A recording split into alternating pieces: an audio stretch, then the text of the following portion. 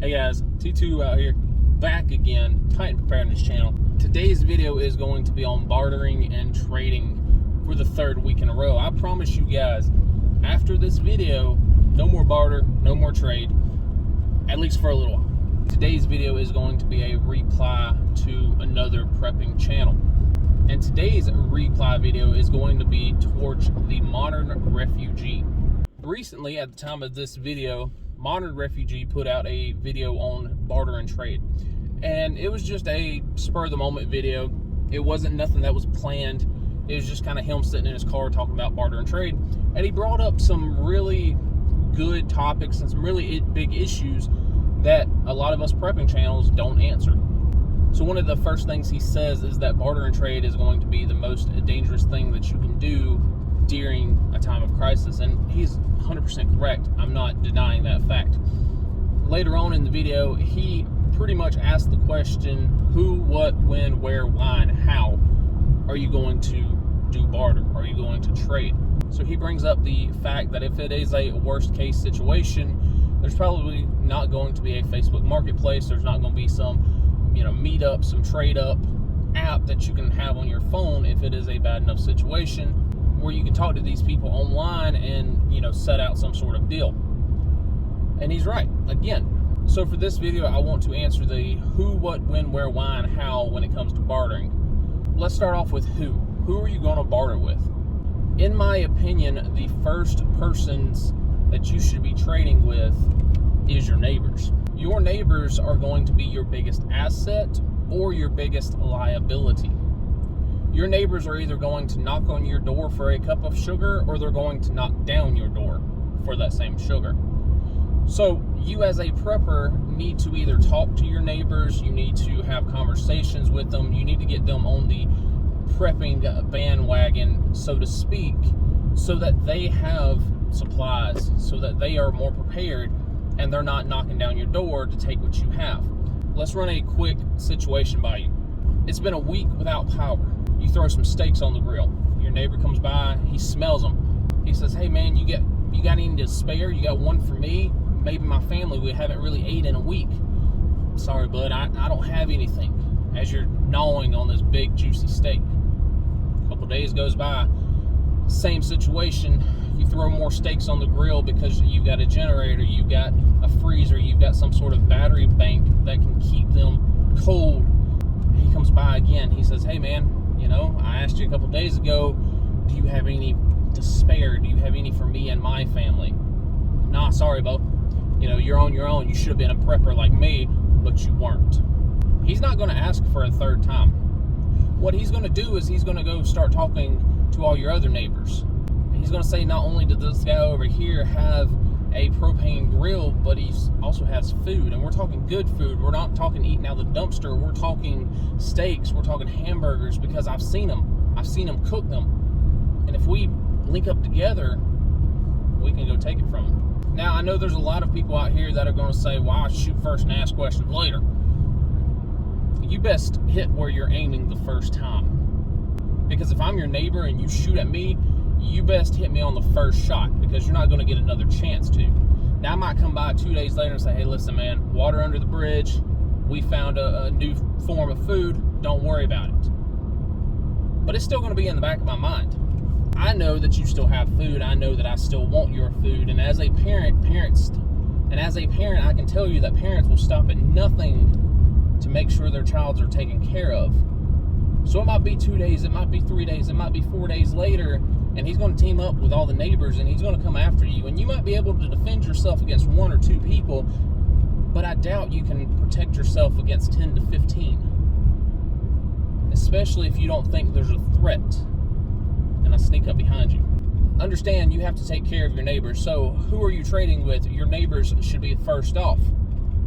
Then go past that.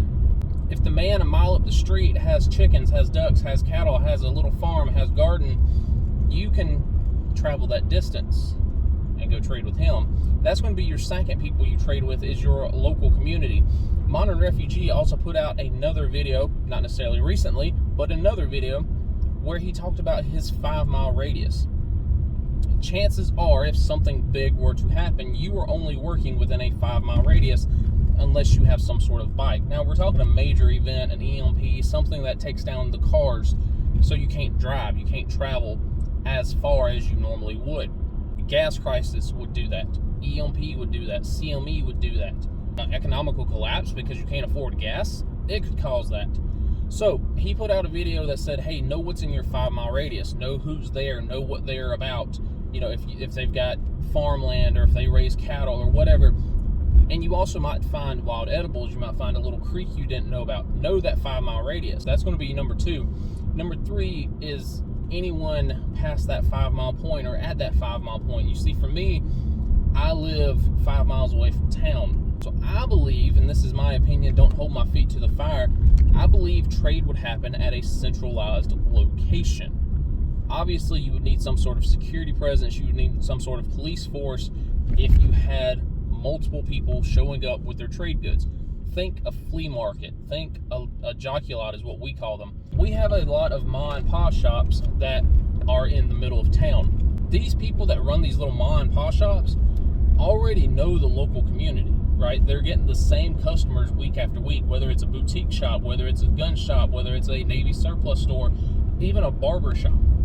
So they've already got a store established. They already have a known location. Now, the guy that runs the Army surplus store already has guns and ammo and MREs. And so if a big event happened, it wouldn't take much for him to keep his doors open.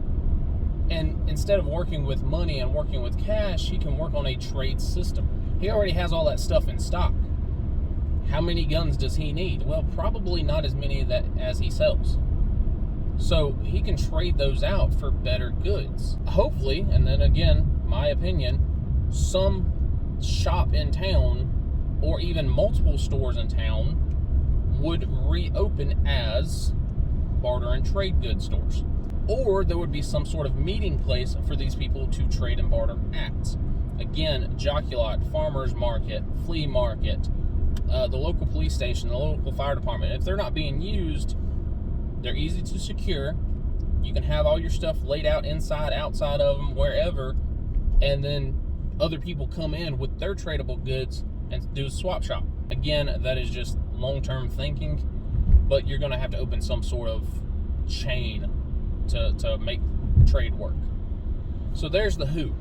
The what you're trading valuable items for other valuable items. That could be anything. You know, I've done a top 10 list. I've talked about silver and gold. I've talked about guns and ammo. I've talked about anything. So the what is whatever you see fit. The why are you trading? Because you need something that you don't currently have, or you want more of something that you already own. How are you going to know who has what to trade? This is a fantastic question. In the show Jericho, it used to be on Netflix, it's about a nuclear war going off in the United States. The main characters of Jericho traveled 90 miles to another town because they said, oh, this is a good trade stop. What it was a fairgrounds that they had set up different people to trade different things in. Everyone brought their tradable items in, and they traded out of the fairgrounds. They had security, you couldn't carry your guns in there, and so it became the local trade shop, the local trade show. Inside that trade shop, it had a wall of information, and so it said, hey, I have 50 pounds of rice, meet me at 1013. So you walked in there, you read it on the big menu board that said, I have X, meet me here.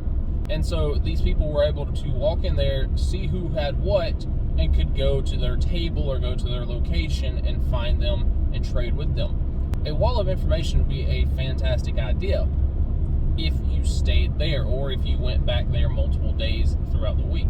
Trading is going to be a multiple day event if a full-blown end of the world apocalypse happens. If it is something what I consider smaller, and what I consider small is as long as the internet's still up, you're good.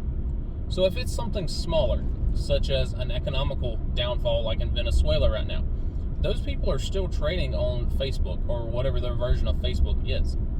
So you go, you see an item, you say, hey, I have this, are you willing to trade? If they say yes, you go meet up with them. If they say no, you try again with something else.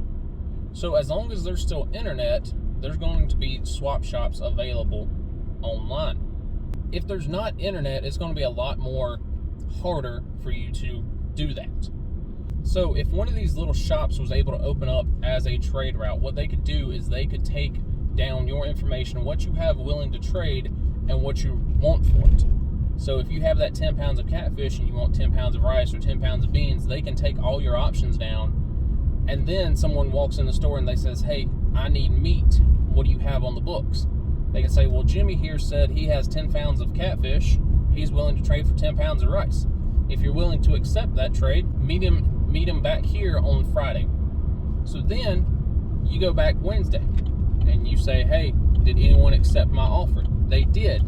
Bobby here says that he's willing to trade you 10 pounds of rice for your 10 pounds of fish. Bring it on Friday. Y'all can meet right here.